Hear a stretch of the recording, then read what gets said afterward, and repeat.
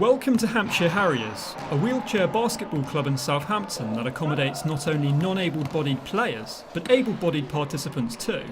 The Harriers were formed in the early 80s and now boast a 25-player strong roster with 3rd and 4th division sides. And there's been some change over the last year, with Mark Dent taking over the head coach role. But no matter who's in charge, one constant remains. Our club is inclusive for everyone. Yes, we train with able-bodied and disabled. In the National League, you can only have one able-bodied player on court at a time. They say it's completely conclusive. I've got all kinds of disability, from cerebral palsy to paraplegics to spina bifida to amputees. It's a full spectrum, and everyone, when they're here, it's like disability doesn't exist. In wheelchair basketball, players are categorised by ability from 1 point to 4.5, with 1 point being the most serious bracket of disability. All competitors play in wheelchairs, yet not all have a disability and are not wheelchair users in day-to-day life. But what is it that draws able-bodied players to play wheelchair basketball? It could be that they know somebody that's disabled, so they come to support them.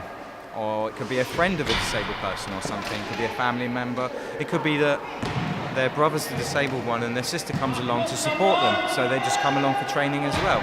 So that's fine, as long as they don't dominate the sport. Despite its vigorous and aggressive nature, wheelchair basketball has seen participation numbers rise among non-able-bodied players, as well as able-bodied participants.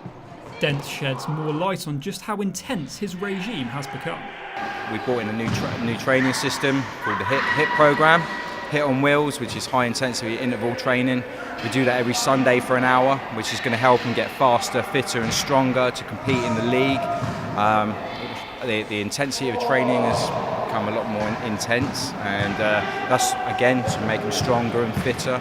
UK Sport are investing £7.2 million into wheelchair basketball in time for the Tokyo Olympics.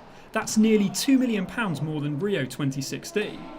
But a huge gulf remains between elite and participation funding. As a charity, Hampshire Harriers is well supported, but club secretary Annette Marsh says more could still be done. Olympics is just the elite, it hasn't gone down to the grassroots, and really to be the elite it takes over your life, while really for disabilities, so it's just to keep fit, to be social, that money has to filter down, and it isn't. Despite the cost, it hasn't put off able-bodied player Tanya Surtees, who had to give up running basketball 4 years ago. It's our family at the end of the day. We treat these other players, like one of us, our own, and we're just a family unit basically, and it's a great atmosphere, friendly, kind. Everyone tries to help. While at the top level funding allows wheelchair basketball to thrive, the grassroots game doesn't share the same luxury. But as the Harriers prove, it's as much about golden smiles as it is about medals. Joseph Glanville, Solent Sports News.